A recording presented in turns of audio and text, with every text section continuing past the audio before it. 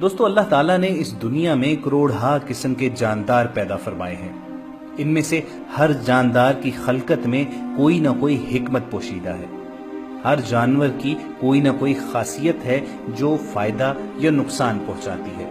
خواتین حضرات، ان لاکھوں کروڑوں اقسام کے جانداروں میں سے ایک جانور کتا بھی ہے۔ کتا عام طور پر وفا کی علامت سمجھا جاتا ہے اور یہ اپنے مالک کو اس کے دشمنوں سے محفوظ رکھتا ہے، مگر آپ ہم سب کے ایمان کا حصہ یہ ہے کہ رسول اکرم صلی اللہ علیہ وآلہ وسلم نے فرمایا ہوا ہے کہ جس گھر میں کتا ہوگا اس گھر میں فرشتے داخل نہیں ہوتے۔ آج ہم پیپل لائیو کی اس ویڈیو میں یہ جانیں گے کہ اسلام میں کتا رکھنے کی ممانعت کیوں کی گئی، اور جب اس کی ممانعت ہی کی جانی تھی تو اللہ تعالیٰ نے اس جاندار کی خلقت کیوں فرمائی، اس کو کیوں پیدا کیا اور کس طرح پیدا کیا۔ پیپل لائیو کی ہماری آج کی اس ویڈیو کا موضوع یہی ہے، مگر آگے بڑھنے سے پہلے ہم آپ سے یہ گزارش کریں گے کہ اگر آپ نے ابھی تک ہمارا چینل سبسکرائب نہیں کیا ہوا تو ریڈ سبسکرپشن بٹن پر کلک کر کے اور بیل آئیکن کو پریس کر کے آپ ہماری سبسکرپشن لسٹ میں شامل ہو سکتے ہیں اور یوں آنے والی ہر ویڈیو کو باقاعدگی سے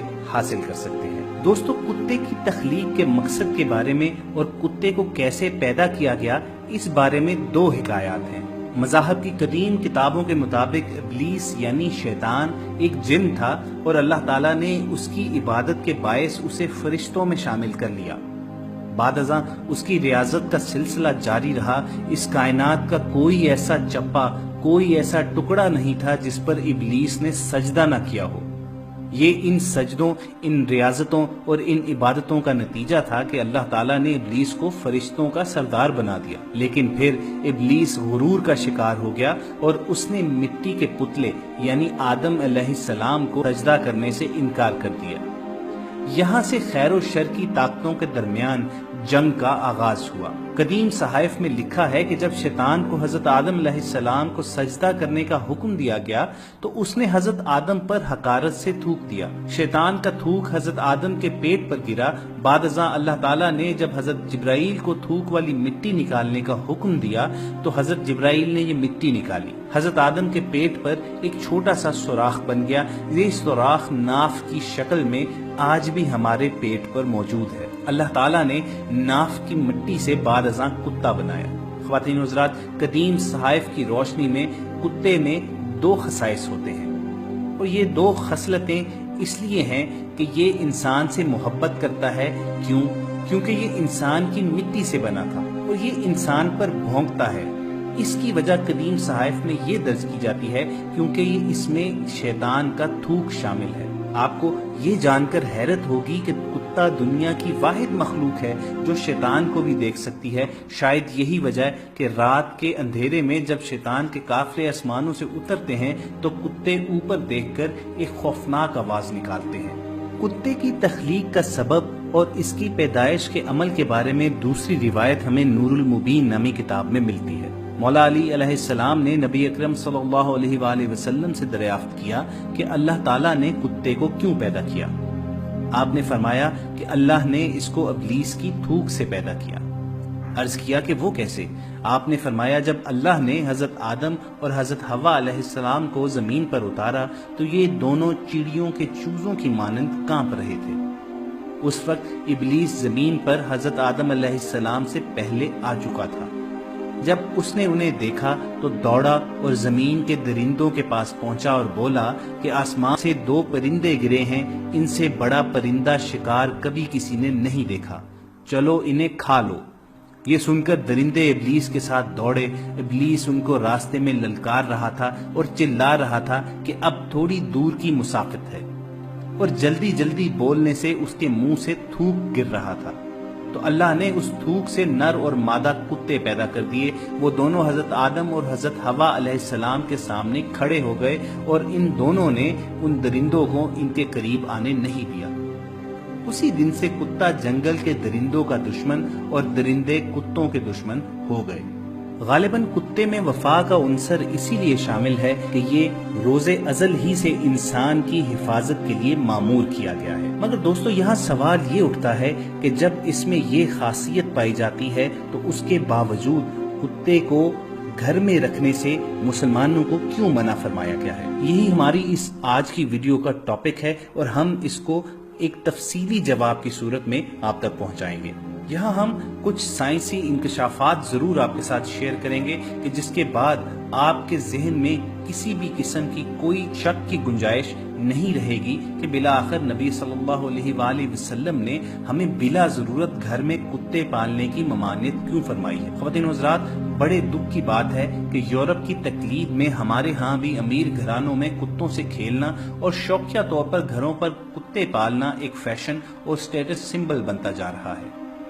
یہاں یہ بات ضرور آپ تک پہنچا دیں کہ اسلام میں کتے رکھنا بالکل ہی منع نہیں کیا گیا، بلکہ اس کی ایک محدود اجازت کچھ شرائط کے تحت دی گئی ہے۔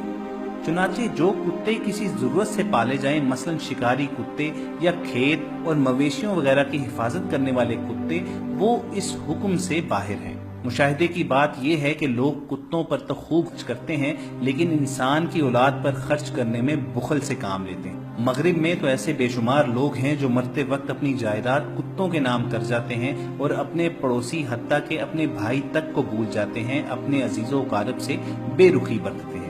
یہاں آپ تک نبی اکرم صلی اللہ علیہ وآلہ وسلم کی ایک حدیث پہنچاتے ہیں کہ میرے پاس جبرائیل تشریف لائے اور کہا، گزشتہ شب میں آیا تھا لیکن گھر میں داخل نہ ہونے کی وجہ یہ تھی کہ دروازے پر مجسمہ تھا اور گھر میں تصویروں والا پردہ تھا اور گھر میں کتا بھی تھا، لہٰذا جو مجسمہ گھر میں ہے اس کا سر آپ اس طرح کٹوا دیجئے کہ وہ درخت کی شکل میں رہ جائے اور پردہ پھاڑ کر تکیے بنا لیجئے اور کتے کو گھر سے باہر نکلوا دیجئے۔ خواتین حضرات، کتوں کے بارے میں اسلامی احکامات تو بڑے واضح اور کلیئر ہیں، لیکن یہاں یہ بھی مناسب معلوم ہوتا ہے کہ آپ کے ساتھ کچھ جدید سائنسی معلومات بھی شیئر کریں، کیونکہ یہ وہ دور ہے جس میں ذہنوں میں سوالات جنم لیتے ہیں۔ چنانچہ ہمارا فرض بنتا ہے کہ کچھ سائنسی انکشافات کے ذریعے آپ کے ذہنوں میں پیدا ہونے والے ان سوالوں کا جواب ضرور پرووائڈ کریں، تاکہ ایک عام مسلمان اپنے دین پر ایمان مضبوط رکھے اور وہیں ایک غیر مسلم کے دل میں بھی دین اسلام کے برحق ہونے کے بارے میں ایک مثبت فکر پیدا ہو سکے۔ علامہ یوسف القرضاوی نے ان سائنسی معلومات کو اپنی کتاب اسلام میں حلال و حرام کے ذریعے ایک جرمن اسکالر نولر سے قلم بند کیا ہے۔ اس کا یہ مضمون ایک جرمن رسالے میں شائع ہوا تھا۔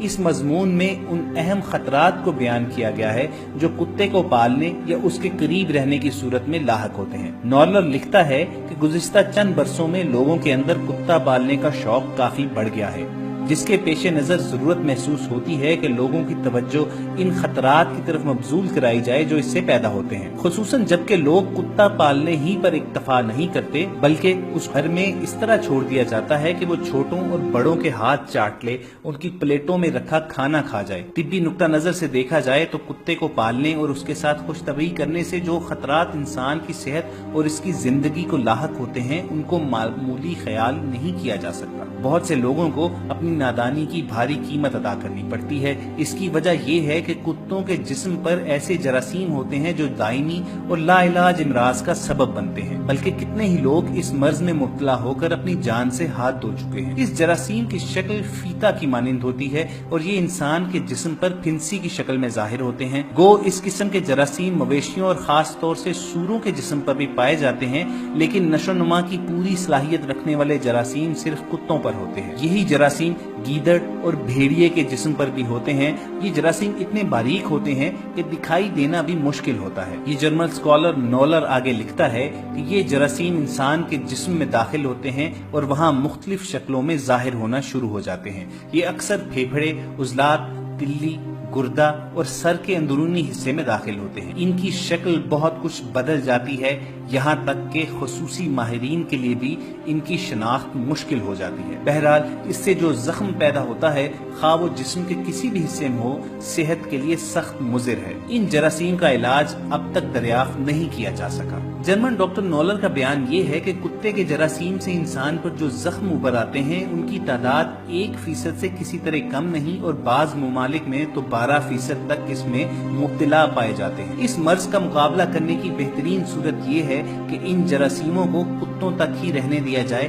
اور انہیں پھیلنے سے روکا جائے۔ اگر انسان اپنی صحت کو محفوظ اور اپنی زندگی کو باقی رکھنا چاہتا ہے تو اسے کتوں کے ساتھ خوش طبعی نہیں کرنا چاہیے، انہیں قریب آنے سے روکنا چاہیے، بچوں کو ان کے ساتھ گل مل جانے سے باز رکھنا چاہیے، کتوں کو ہاتھ چاٹنے کے لیے نہیں چھوڑ دینا چاہیے اور نہ ہی بچوں کو کھیل کود اور تفریح کے مقامات میں رہنے اور وہاں گندگی پھیلانے کا موقع دینا چاہیے۔ اسی طرح کتوں کے کھانے کے برتن بھی الگ ہونے چاہیے۔ انسان اپنی کھانے کے لیے جو پلیٹیں وغیرہ استعمال کرتا ہے ان کو کتوں کے آگے چاٹنے کے لیے نہیں ڈال دینا چاہیے۔ خواتین و حضرات، یہاں ہم رسول اکرم صلی اللہ علیہ وآلہ وسلم کا ایک اور فرمان آپ کے ساتھ شیئر کرتے ہیں۔ نبی صلی اللہ علیہ وآلہ وسلم نے فرمایا کہ جب کتا کسی کے برتن میں منہ ڈالے تو اسے چاہیے کہ برتن کو 7 مرتبہ دھوئے اور ان میں سے 1 مرتبہ مٹی لگا کر دھو لے۔ سامعین کرام، یہ جو معلومات آپ تک پہنچائی گئیں اور پھر ان کا موازنہ نبی مہربان آقا دو جہان صلی اللہ علیہ وآلہ وسلم کے ان فرمودات کے ساتھ کریں